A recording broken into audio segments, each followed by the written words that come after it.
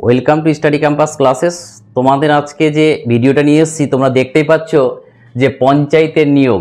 এর আগে তোমাদের আমি একটা পঞ্চায়েতের ভিডিও দিয়েছিলাম, সেটা ছিল তোমার পুরুলিয়া ডিস্ট্রিক্টের এবং গোটা ওয়েস্ট বেঙ্গলে করতে পারতে, কিন্তু এই যে দেখতে পাচ্ছ তোমরা শূন্যপদ 6652 পুরো ইউটিউবে একদম পুরো বেরিয়ে মানে একদম হাহাকার মাচাচ্ছে যে পঞ্চায়েতের নিয়োগ 2025। তো পুরো ডিটেলসটা আমি তোমাদেরকে বলবো এবং এই যে অফিসিয়াল নোটিশ জুন মাসে এর গল্পটাও তোমাদেরকে বলবো। আমি এইভাবে না তোমাদের ডকুমেন্টস নিয়ে বলবো এবং তোমরা দেখতেই পাচ্ছ যে একটা পেপার কাটিং, এটা কার কর্মসংস্থানের, যেটা 6552 শূন্যপদ অনলাইনে দরখাস্ত নেওয়া শুরু জুনে, এবং তারপরে দেখতে পাচ্ছ পঞ্চায়েতের 7500 ক্লার্ক অ্যাসিস্ট্যান্ট পঞ্চায়েত কর্মী নিয়োগ, সেটাও বলবো। এবং এই যে একটা বর্তমান পেপারে বেরিয়েছে, সেটা মানে বেরিয়েছিল, সেটাও আমি তোমাদের বলবো এবং পুরো এভিডেন্স দিয়ে বলবো। এবং পুরোপুরি আগে আমরা ভিডিওটা দেখি, তারপরে তোমাদের পঞ্চায়েতের যত রকম, এবং আমি তোমাদের অফিসিয়াল ওয়েবসাইটও দেখাবো।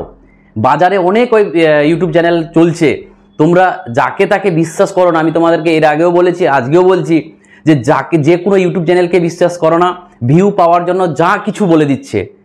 কারণ আমাদের তো চাকরির দরকার এবং এই খিদাটা আছে বলে কিছু কিছু ইউটিউব চ্যানেল তার সদ্ব্যবহারের সেটাকে ব্যবহার করে ইনকাম করার পথে চলেছে।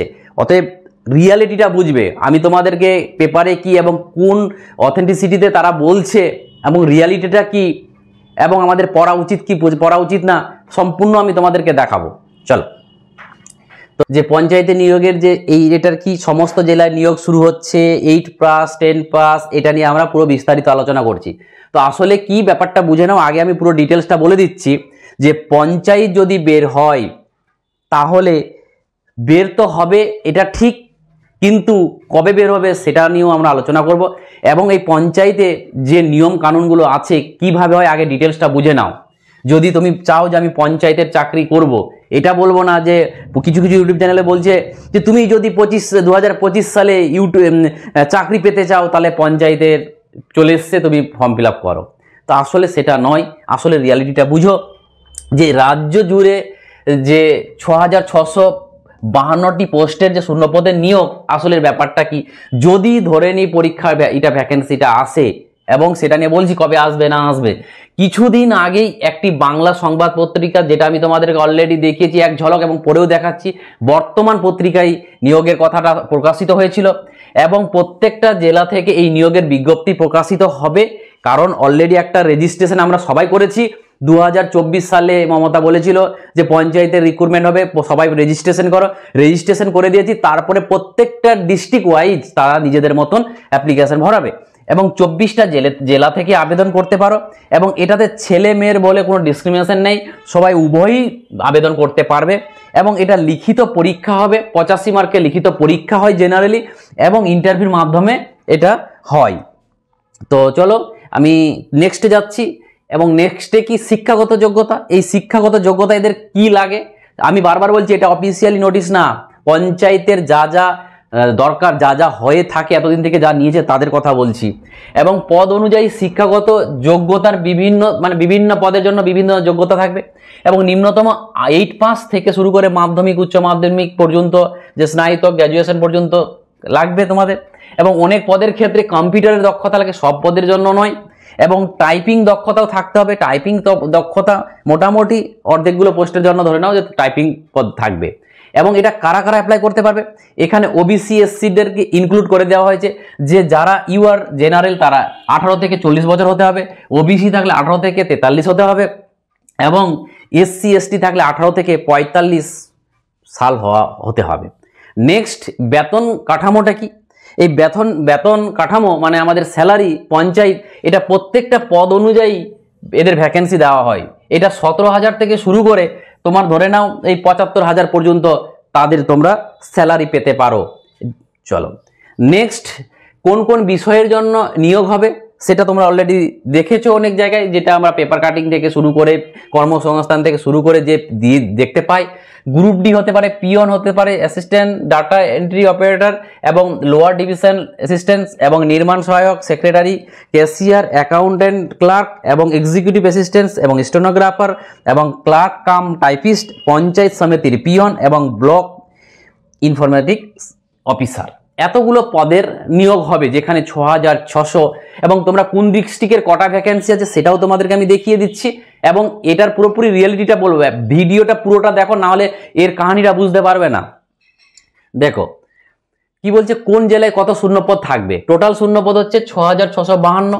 যেমন তুমি যে জেলার তুমি দেখে নাও, সেটা হচ্ছে আমাদের আলিপুরদুয়ারে 121 এবং বাঁকুড়াতে 607 এবং 143 হচ্ছে তোমার বীরভূমে, কোচবিহারে 194, পশ্চিম বর্ধমানে 117, দার্জিলিংয়ে 366, পুরুলিয়াতে 398, দক্ষিণ 24 পরগনাতে 516, উত্তর দিনাজপুরে 96টা, ঝাড়গ্রামে 222টা, শিলিগুড়িতে 29টা, মালদাতে 136টা, মুর্শিদাবাদে 133টা, নদিয়াতে 141টা, উত্তর 24 পরগনাতে 566, দক্ষিণ 24 পরগনায় 182, পশ্চিম মেদিনীপুরে 321, হুগলিতে 601, হাওড়াতে 317, জলপাইগুড়িতে 146 এবং কালিম্পংয়ে 169।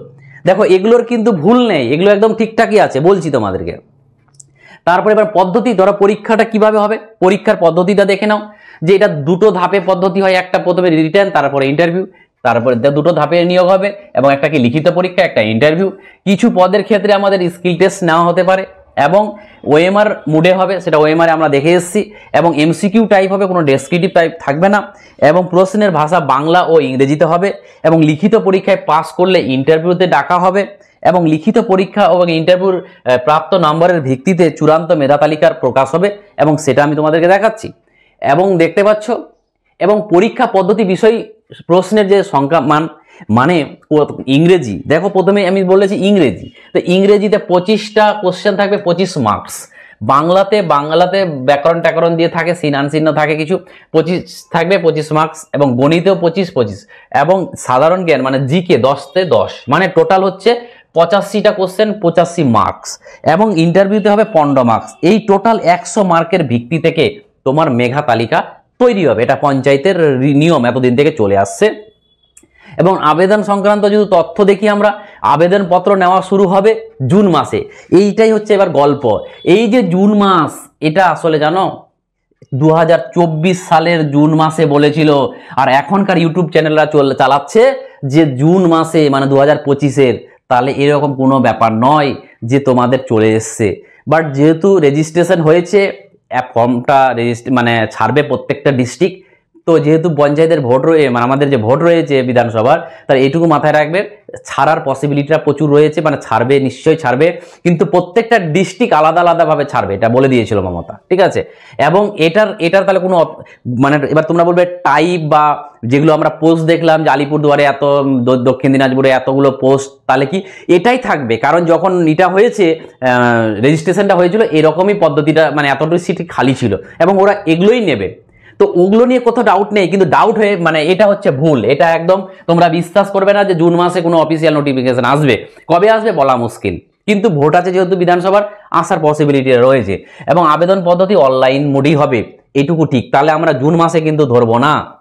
তাহলে আমরা কি দেখলাম, এবার আমি তোমাদেরকে দেখাচ্ছি যে অথেন্টিসিটিটা কি, কেন, কারণটা হচ্ছে এই জুন মাস নয়। তোমরা যদি পেপার কাটিংগুলো একটু ভালো করে দেখতে, তাহলে বুঝতে পারতে যে আসলে এই জুন মাস নয়। দেখো কি বলেছে, এই যে তোমাদের এই গল্প এখান থেকে ওরা চালাচ্ছে। এবং এটা কি বলছে, পঞ্চায়েতে 6552টি শূন্যপদ, অনলাইনে দরখাস্ত নেওয়া শুরু জুনে। এবার কোন জুনে, এটা না থাকা থেকে দেখো কি বলছে, এই যে রাজ্যের পঞ্চায়েত দপ্তরে গ্রুপ ডি পিওন যত রকমের দেওয়া আছে, এখান থেকে পুরো সবগুলো দেওয়া হয়েছে। কিন্তু এই পেপারটা ছিল 2024 সালের। এবং এই যে এবার দেখো, এখানেও তোমার 7216টি পদের কথা বলা হয়েছিল। এটাও ছিল মানে যেই সালে আমাদের রেজিস্ট্রেশন হয়েছিল, ওই যে বললাম যে মমতার বলার পর একটা রেজিস্ট্রেশন পোর্টাল খোলা হয়েছিল, তখনই এই পেপারগুলোতে বেরিয়েছিল।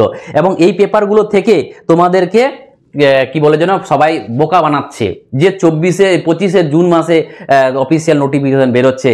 আমি তোমাদের ওই 2-3টা চ্যানেলের নাম বলেছিলাম এর আগের ভিডিওতে, সাবধান।